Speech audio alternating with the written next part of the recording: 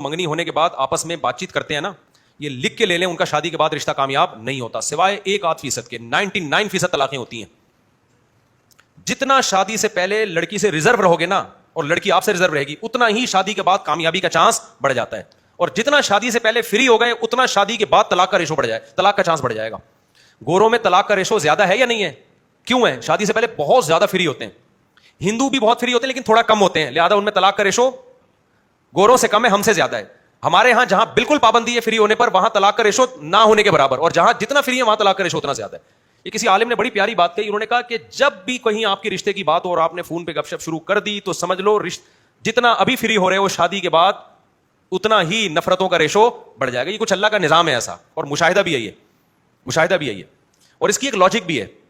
देखो, शादी से पहले मिलाप नहीं होता, और अगर होता भी है तो मुजरिमाना किस्म का मिलाप होता है, वो जिना होता है वो। उसमें वैसे ही मर्द का बीवी पे एतमाद उड़ जाता है कि आज बगैर निकाह के जो मुझसे मिल रही है, जब खुदा से नहीं डरती है, तो हो सकता है कल इसको वसीम पसंद आ जाए, कल इसको सत्तार पसंद आ जाए, वो उसके हर फोन पे शक करेगा, हर जगह उसको औरत भी शक करेगी कि जानी है ये।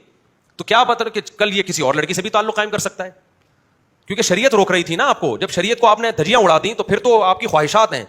तो जो इस्लाम तो ये कहते हैं मंगेतर भी से रिलेशन करोगे तो वो भी जिना है, किसी और औरत से रिलेशन करोगे तो वो भी जिना, और दोनों जिना में कोई फर्क नहीं है। तो जब आपने खुदा को बीच से निकाल दिया तो अब किस बेस पे औरत आप पे ट्रस्ट करेगी? तो पहला अजाब इन दोनों कमबख्तों पे ये आता है कि निकाह के बाद शक करते रहते हैं।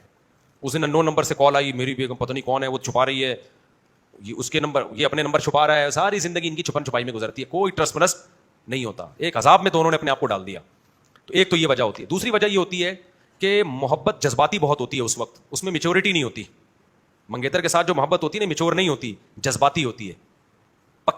खाना जब हांडी पकती है ना, तो जब कच्ची होती है तो कैसे जोश मार रहा होता है ना, वो हांडी उबल रही होती है। जब पक जाती है तो उसमें क्या आ जाता है? ठहराव आ जाता है। तो ये मोहब्बत कच्ची होती है लेकिन जोश इसमें बहुत होता है। उसमें बड़ी बड़ी बातें, घंटों घंटों फोन पे लगे हुए, ऐसा लगता है एल्फी से चिपका लिया है। जब दोनों का मिलाप होता है, प्रैक्टिकल लाइफ में शुरू होते हैं, तो मैच्योरिटी आ जाती है, वो जज्बात नहीं रहते। जब जज्बात नहीं रहते तो औरत वही तवक्को करती है कि पहले तो घंटा घंटा फोन पे चिपका रहता था, अब 2 बातें करो तो मुंह उधर करके सो जाता है। पहले तो कायदे आजम के मजार पे हम जाया करते थे मिलने के लिए, अब मैं मिलने के लिए इसके कमरे में बैठी हुई हूं, यहां नहीं आ रहा, दोस्तों के साथ गटर के ढक्कन पे बैठा हुआ है। और जिस गटर में ढक्कन नहीं है, ढक्कन तलाश कर रहा है, क्योंकि कराची में बहुत से गटरों में ढक्कन नहीं है। तो ये चीजें क्या करती हैं? बदगुमान।